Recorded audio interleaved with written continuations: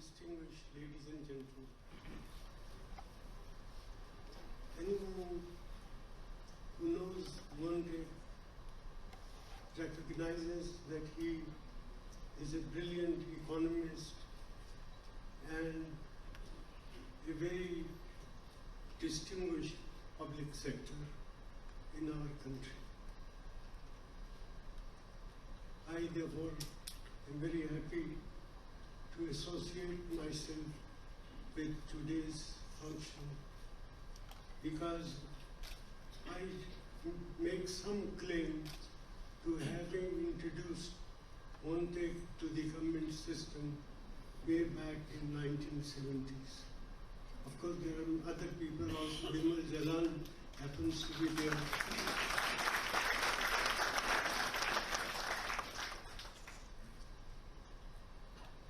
So, what should I say?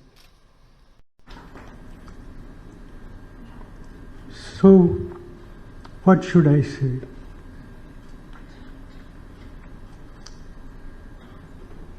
Everyone knows Monte's virtuous path that he has taken and the offices that he has held in our government system. But there is one thing which I do wish to mention. It is often said that behind every successful man there is a powerful woman, and in this particular case everyone also recognizes that Isha is that one woman who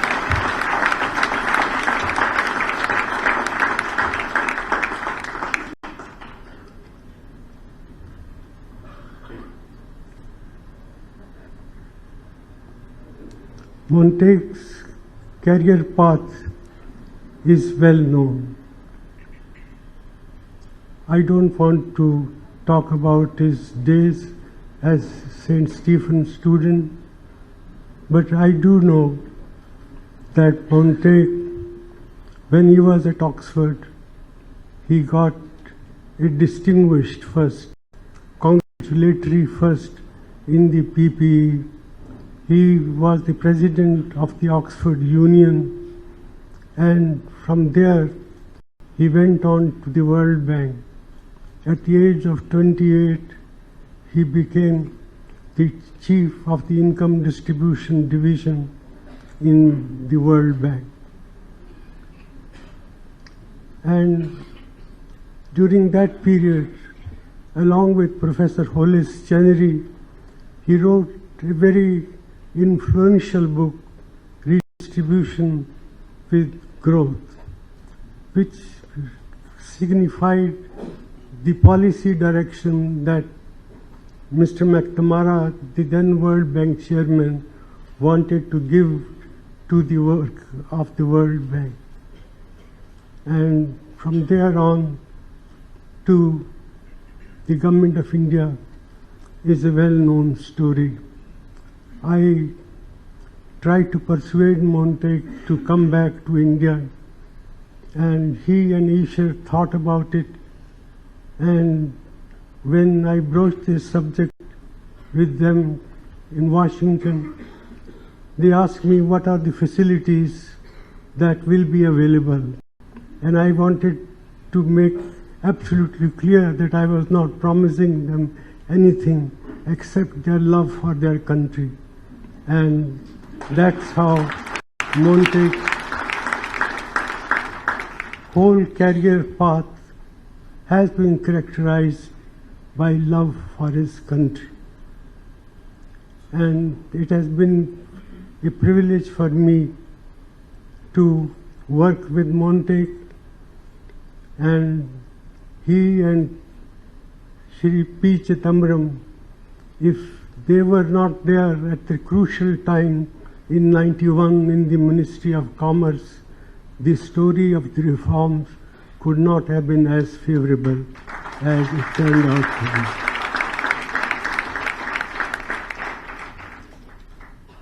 So it's a great day that Montague is going to be felicitated by a person of the stature of Shri P. Chidambaram in the form of a discussion panelist. Otherwise, also, when the reform period is written, I don't know what the official narrative will be, but I for one know that it was a very tortuous path, because the dominant opinion then was not in favor of reforms. In the business community there was Bombay Club, which was formed to see that India does not move on the path of liberalization. But I also knew that we had very limited time, and that time was not more than 1 month. And that's what I set out to do, that within 10 days of coming into office, I forced the government of India to agree to devalue the rupee. And that was a difficult decision. There were several people advising the then Prime Minister P.V. Narasimha Rao not to go that path. That included the then President of India. And when I went to call on the President, he asked me, why are you taking this reckless path? And he said, you represent a government which has not sought a vote of confidence, and how can you take such important decision without a vote of confidence? I had to tell President Venkatraman that, Mr. President, if we wait for the vote of confidence, I may have nothing to sell to the world about India's story. And it must be said to the credit of Prime Minister Narasimha Rao that he stood by me. But even he had some doubts. I had got his approval to devalue the rupee in 2 stages. And when the first stage was over, some people went to the Prime Minister and tried to persuade him not to go ahead with the second step. And Prime Minister did mention to me, he rang me up, he said, you will not take the second step in the 2-step devaluation. That upset me, but I had to obey the decision of the Prime Minister. I rang up the Governor of the Reserve Bank and told him what the Prime Minister wanted. But the Governor, the Deputy Governor in charge, he said to me, whether you like it or not, but I have also already shot the bull. So if that thing had not happened, once again the story of the reform process would have been very different. And I, for one, am very grateful to Prime Minister Narasimha Rao that he stood by me. But I am also very grateful to Montague, to Chidambaram ji, to the Governor and the Deputy Governor of the Reserve Bank, who stood by me firmly so that we could carry out the reform process in the manner in which we wanted to do. And therefore Montague's role in the reform exercise is something which I am sure will be written in golden words. Even before he came to the Ministry of Finance, when he was in the Prime Minister's office as Additional Secretary, he had prepared a paper on liberalization of trade and industrial policy, which was very influential, and we took advantage of that paper to write a new pathway for reforms in our country. That was the time when our reserves were no more than 2 weeks, when no country was willing to lend us any money, and we had to mortgage our gold from the Reserve Bank in order to raise a loan of $500 million. From that stage, we brought this country out to a new pathway of courage, of confidence, and in that process, Montague's role was quite, I would say, excellent, because before I made him Finance Secretary, the officials in the Ministry of Finance were not in favor of the reform process.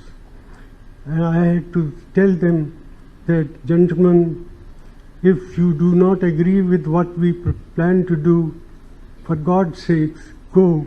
We will give you other rewarding positions, but we are determined to carry out the reform the way we intended.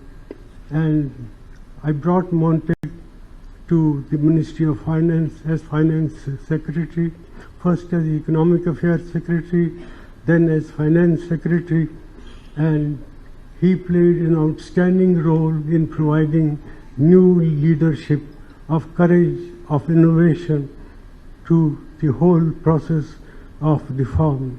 So I thank Montague for what he did for India in '91, but he continued to do the same thing afterwards. When we were no longer in office, Mr. Chidambaram became the Finance Minister under the United Front government. Then came Mr. Yashwant Sinha. Montague stayed on in the finance and provided that sense of continuity, and also the support that he got from Mr. Chidambaram and Mr. Yashwant Sinha. I think that was also a shining chapter in the economic history of our country, how continuity in policy making sometimes convinces investors that India is a sellable proposition, bankable proposition. Subsequently, Montague went from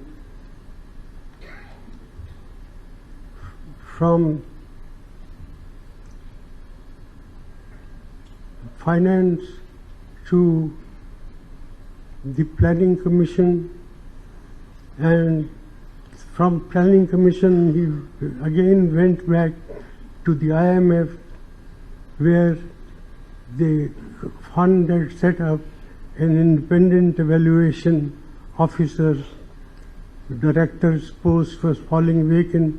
Montague was chosen for that position, and he went and joined the IMF. And then when the UPA came to office, I could think of no other person better than Montague to take charge of the Planning Commission.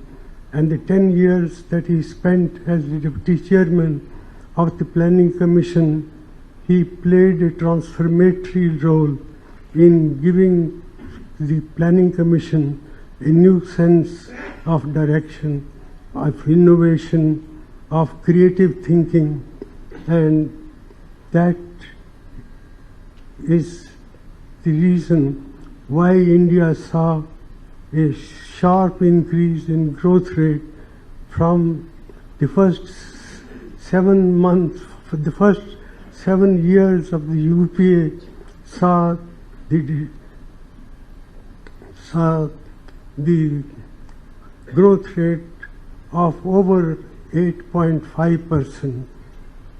The 2 last years there was a downturn, but there also, when we left office, the path was again the upward direction, and in 1913-14 the economy was growing at the rate of 6%. But the important thing is that at a time when the world financial system was collapsing under the weight of the Lehman process, India managed to escape that ill effect of financial crisis.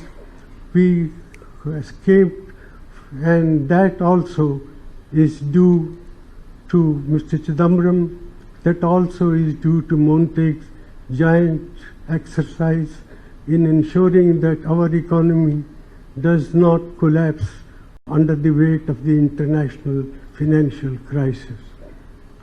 So, Montague has written about all these matters, the good points, the weak points of the UPA government. I think these issues will be debated, and they should be debated, because we have today a government which does not acknowledge that there is such a word as slowdown. And I think this is not good for our country. If you do not recognize the problems that you face, you're not likely to find credible answers to take corrective action. And that's the real danger. So therefore I believe Montague's books deals with all these points, and it will therefore be of great help to the future growth of our country. Montague has also pointed out that contrary to what the ruling group may say, today the 5 trillion economy by 2024-25 is wishful thinking. Also, that there is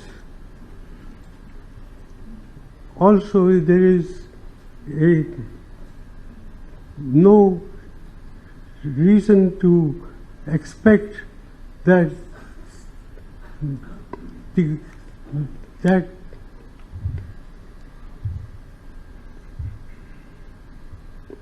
farmers' incomes can be doubled in 3 years period.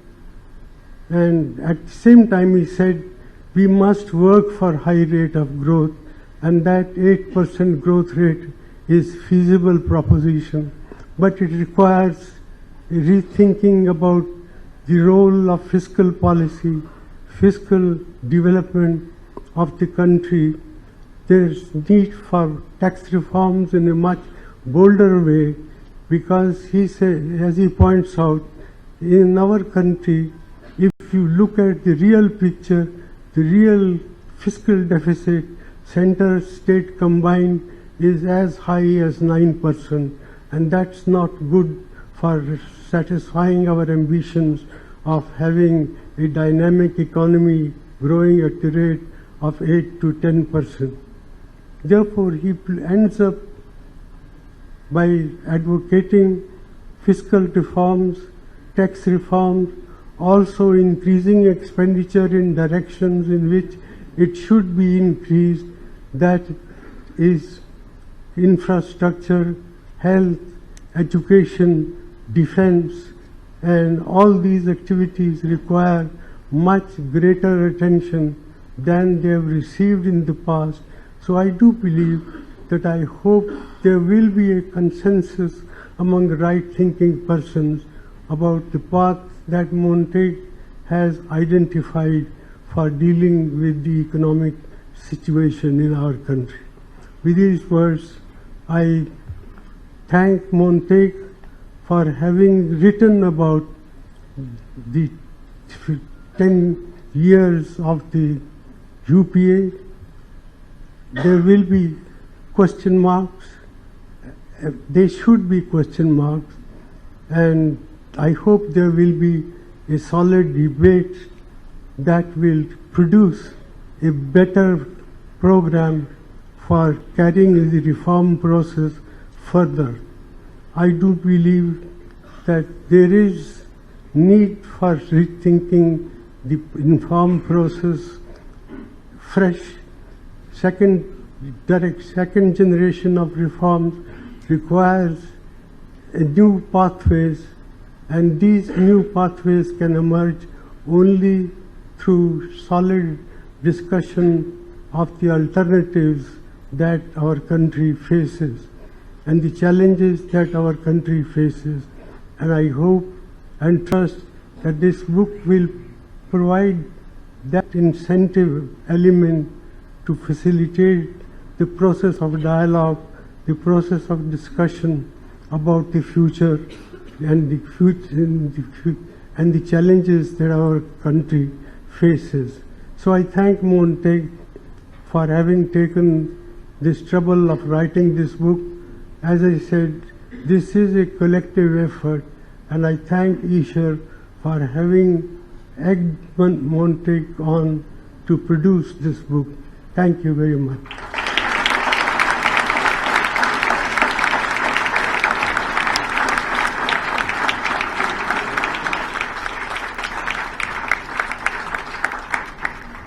Thank you, sir.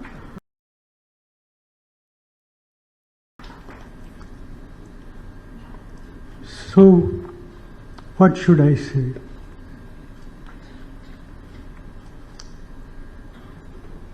Everyone knows Montague's virtuous path that he has taken and the offices that he has held in our government system. But there is one thing which I do wish to mention. It is often said that behind every successful man there is a powerful woman, and in this particular case everyone also recognizes that Isher is that one woman who